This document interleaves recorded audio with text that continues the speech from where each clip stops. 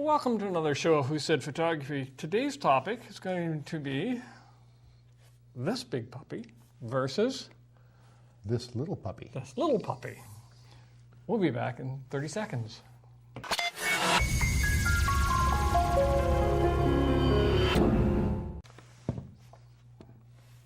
All right, so this conversation actually started when somebody came in and discussed they wanted a nice big lens. They wanted a 600 millimeter. And so it was one of the questions where it was, do I buy a 600 millimeter because I'm shooting a Nikon, or can I actually buy the Olympus with a 300 millimeter? And why would we go that route? Mainly because that is a 4/3. So if you work out the math, the 300 millimeter in a 4/3 camera is almost 600 millimeters. Correct. Yeah. Actually, it is 600 millimeters. It's a 2 times conversion. It's okay on the 4/3, 2-time conversion. So now we come into a weight thing. This is pretty heavy. That's pretty light, but we're getting the same thing. So with this, hopefully I don't drop it. With this big one, so this one is an F4, so it's a little cheaper model. It cost about $1,300. Well, it's F5. Is it F5? F5, 6.3, yeah. Wow, it's even worse than I thought. 5 to 6.3. Okay. Yeah, this is a 150 to 600. 600, yeah. This is 150 to 600. This particular model is for a Nikon. Yeah. And it probably weighs about 5-6 pounds. Yeah. Weigh it. Okay, and that's another thing. When you turn the small Well, keep in mind that this particular lens here that I have is equivalent to an 80 to 300, so it's actually a little bit smaller focal length than that. But the equivalent lens that Olympus makes to this particular lens down here is actually overall this length before you start zooming out, and it's a 75 to 300, so it works out to a 150 to 600. 150 to 600, yeah. So the price of that lens? Well, this one here retails for around $249. The 75-300 retails for, I believe, between about $800. About $800. Yeah. But again, okay. So there's a couple things we need to note. If you're a professional photographer, I almost guarantee that you're going to go for the higher end lens, anyways. Yep. But the Sigma makes a sport lens of this. So the sports lens is about $2,800. It's About 25 actually. Yeah, it's in there. It's a pretty pricey little thing. If you're looking for something that is not a lot of weight and you want to carry it around with you, you can carry 2 cameras if you're out shooting and you want to get a longer focal length. There's no reason why, for the price of this huge lens, you could get your Olympus camera and that other lens. Mm-hmm. Very, very similar. Well, this body is about $1,000, $249 for that. So, I mean, if you're just looking for 2 lenses, if you get the other one, the longer one, it's going to be a little bit more money. You're looking at probably about, $1,800 before taxes. It all depends on what you want. And a lot of these cameras that people are using here in the Micro Four Thirds, a lot of pros are using them too. Well, that's the other thing I wanted to discuss. You're not losing anything with the Micro Four Thirds. No. You're actually gaining a lot because although it's a Micro Four Thirds, it's not a full frame. It's less money. Mm-hmm. I have a full frame Sony. So here's my full frame Sony right here. And it's one of the least inexpensive ones. It's a Sony Mark II, and it retails for $1,900, a little under $2,000. Again, full frame. I like my full frame, but on this side of it, this 70-200, which is huge compared to yours, and this is an F4. What's this one? This one here is a variable aperture. It's a 4 to 5.6, so it's not going to be super fast, right? But no, it's. I forgot to start the timer. Hope somebody in there's timing. I forgot to start the timer. Thanks. I don't do a lot of telephoto photography, so this was sort of like an afterthought. I just picked up this. It's a small light lens. It goes in my bag when I do need it. If you stop down a stop or two from wide open, it's really sharp. That's why I bought it. No, and to me it kind of makes sense. It's an interesting conversation, and the fact that when you start getting up in these style of lenses, I got to flip this one around. Hopefully you can see here. Now the image stabilization is in the lens, so that's going to make the lens heavier. Yep, because you got that. Totally heavier. So on that side of it, but with your camera, the image stabilization is in the camera. Yeah, it's called IBIS, which is in-body stabilization, and it's better than the in-lens one because it gives you about 5 stops of image stabilization, and it also is a 5-axis, so 5-axis of movement, right? Which is really great. So you can actually, I've handheld this and got sharp pictures down to a quarter of a second. It's not something I would want to do regularly, but in a pinch it works. But you can handhold that with that other lens on, no problem. Correct. This is going to kill you after a while. So if you're out trying to take pictures of the eagles or the birds or using the telephoto chasing the bears sort of idea, and you're spending a full day out there, this is going to wear you out. That one should be okay. You shouldn't have to worry about it too much. Plus, the 5-axis is in there. So on that side of it, you're further ahead. So, but even the pro lenses for this system, like Panasonic makes a 35 to 100, which is essentially a 2.8, which is essentially basically a 70 to 100 or 200. yes. That's 2.8 lens, and it's about this size. Yep. So you can imagine now you've got a 70-200 f4, and Panasonic makes a 70-200 2.8 equivalent. That's this size, you know. That's exactly it. That's the thing. Now, one thing about Micro Four Thirds, you're talking about full frame. I think about the biggest area where us smaller sensor shooters are going to miss out on is going to be basically in low light photography with noise. Right. We can still get fairly, in fact, really good image quality when we use these cameras. The big one is going to be, low noise. I don't do a lot of low light photography anyway, so it's not a big issue. Well, we compromise. No matter what we do, we have to compromise on what we're shooting and what we're going to do anyways. But to me, it's just an interesting conversation of carrying this thing around all day or carrying that around. Now, that's why I thought it was like, realistically, from a price point advantage, if you don't know what you want, but from a price point advantage, you can get into a complete system, and it's going to fit for where you want to be. And I can carry that as a spare camera. So if I'm out with my Sony or I'm out with my Nikon or Canon, and I've got all my landscapes, I can stick that in my bag, and I'm still not the heaviness of this. I'm not carrying that extra 5, 6, 8 pounds for that extra lens.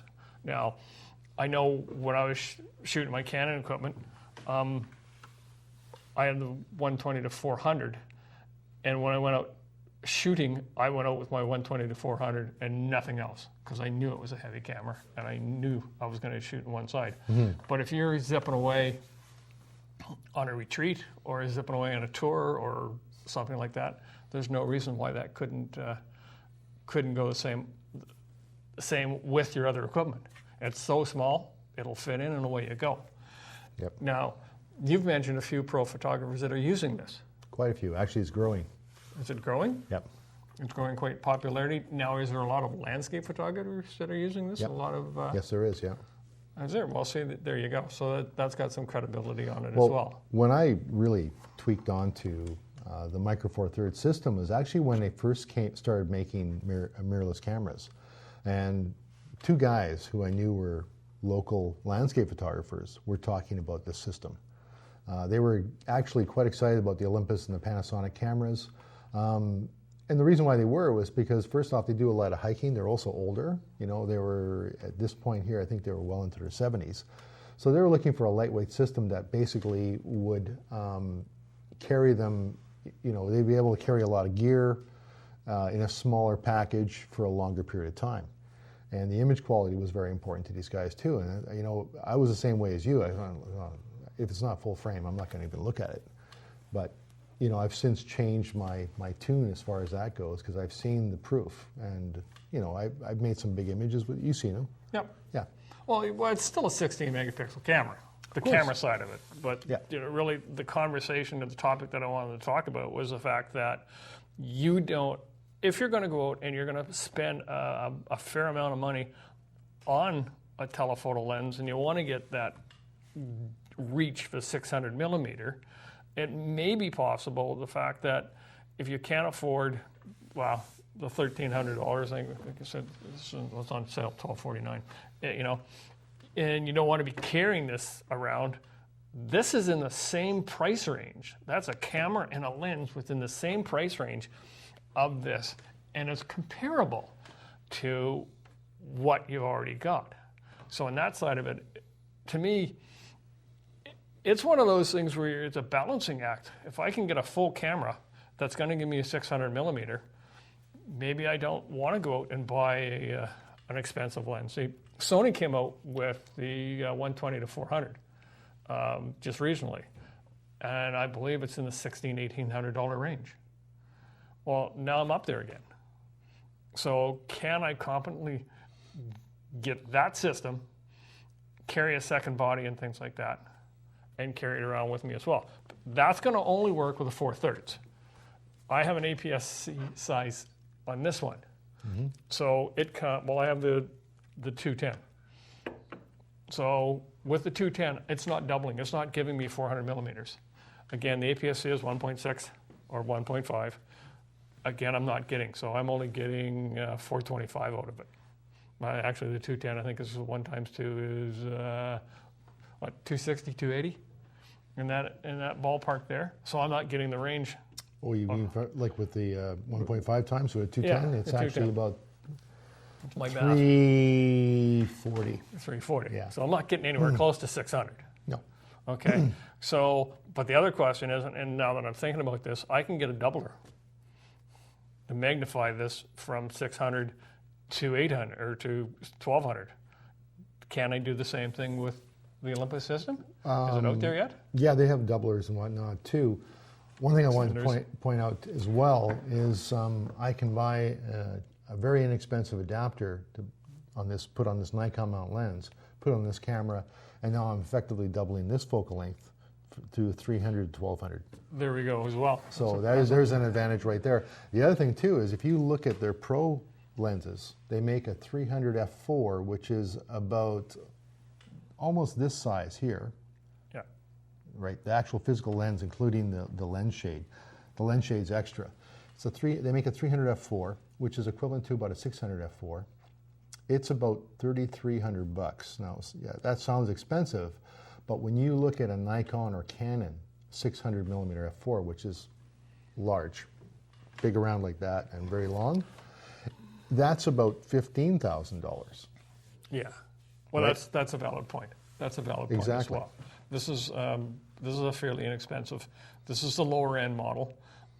Still does good results though. Yeah, it still has good results. But let's not forget that also the next step up from this is called the Sport. Yeah. For those guys that are shooting outside in the cold and. Well, that'll be the better version. It's actually going to be optically better. I think the focus mechanism, the stabilization's slightly better on those too. Correct. No, which is fine. But again, you're up there in price. Mm-hmm. And if I'm going that route and I'm only doing this as a hobby, there's a way to save money. That's a perfect way to save money. I'm $1,000 less on that side of it. Well, when I got into the system, it wasn't to save money, but you're right about that. It's like... it was more to save weight. Well, again, save weight and save money. Yeah. Now I can bring a camera with me all the time. Yeah. Literally. It takes up no room whatsoever. None. Again, and it could be your second camera. Oh, yeah. It certainly very easily could throw it in as your second camera. Even the prime lenses, like this one here, are very tiny. You know, this is equivalent to a 15 millimeter fisheye, but it's so small. Correct. You know, and that's one of those things that it's like, you know, you have to figure out what you want to do. But this is an option I never thought about until somebody came in and talked to us. This is an option I never even looked at. And when we started discussing it, it was something that was like, well, this kind of makes sense. It totally makes sense, because I can carry a big lens, or I can downsize and get basically what I'm trying to accomplish on a 600 millimeter telephoto on a complete system in there. That's correct, yeah. Yeah, so and pros are using this camera, according to you. Pros are using this camera. Actually, quite a few. And so, and that side of it, you know, if well, you know, wouldn't be interesting if we can get the Olympus guy to come out and show us all about the camera. We'll have to work on that. Let's get the Olympus guy here. There was a very interesting article I read once on Petapixel, I think it was, a photographer who has switched over to Micro Four Thirds, and the one thing he said is that his clients really don't pay attention or care what kind of camera you use. And as far as the slightly lower resolution, he solved that problem by using alien skin blow up, which actually would boost it up without losing any image quality. Yeah. No. And then he had 50 megapixel equivalent files that came straight out of the camera that he was able to sort of like pump through the software and give to his clients, and they were happy. And he does a lot of big clients too. No, and I understand that. It's really, it's like I said, it just, I never thought of it that way. I never thought of it. Usually I was Canon, I'd go buy a Canon or a Sigma lens, and I'd spend the money for quality lenses. My 70-200, my Canon, I paid $2,100 for back in early 2010, 25, 205, somewhere in that area there. And that's what it was. But the Micro Four Thirds weren't out. No. At that particular time. So technology has changed so much that these are available. And I'm not trying to force everybody to go that direction. I want you to look and know what your options are. And now that there's options out there, it's like, well, isn't that interesting? That's something I can do. I don't have to spend a lot of money. I can go that direction. Stop punching me. We got the high sign. 5 minutes left. I think there was 5 minutes left. So, anything else you want to say about that? Well, actually, one thing about it, if you know what Bob said about all the other brands out there and DSLRs in general are true. One thing, if you're looking at an entry-level camera, a DSLR is still going to be your best value, right, from either Canon, Nikon, or a place like that. They're going to be very inexpensive. But when you start getting into the pro gear, that's when you start spending a lot more money. If you look at some of the mirrorless options out there, you can get into pro gear a lot cheaper, and I think that's the big thing we wanted to point out today too about that. Yeah. Cheaper, less weight, and it's not just Olympus, Panasonic, there's also Fuji out there, and of course Sony, which has actually really dominated the market lately, especially on the full frame side. You get a small full frame camera like that. I mean, look at the equivalent with Nikon or Canon. Well, that's exactly it. They're massive. I went from a crop sensor, 7D, to the full frame Sony, and I was carrying 2 lenses and the camera. And when I changed to the Sony system, basically the same lenses, I dropped 10 pounds of weight out of my backpack. So for me, to me, that was big. Now, I didn't know about this one at the time. I dropped 25 or 30 pounds, actually. Well, yeah, very easily. Yeah. If you're doing a lot of hiking, it's great to be able to do things like that. But it was like when the individual came in and brought this up, it was like lights and bells are going off. It's like, wow. So. Eureka. Anything else you want to say? No, we covered it. No, covered it all. Yeah. Again, there is a different option for you. Again, do a little bit of research on the web. I don't know what else to say. You can't make a wrong choice here. No, there's no wrong choice. What you go with. Good point. There's no wrong choice here. But if you're looking for a 600 millimeter, keep this as an option. If you're shooting Nikon and Canon, this is certainly an option. If you're looking for a long telephoto lens, you might be able to get into a small, cheaper system and carry 2 systems. A lot of us carry 2 cameras. You carry 2 cameras? Well, it's complicated. I do, yeah. Sometimes I do, sometimes I don't. It depends on what I'm doing. But anyways, anything else? Like to end the show? No. That's it? All Yeah. right. We're done. Good to be back. All right. Thanks for watching, and we'll see you next time on Who Said Photography. Bye.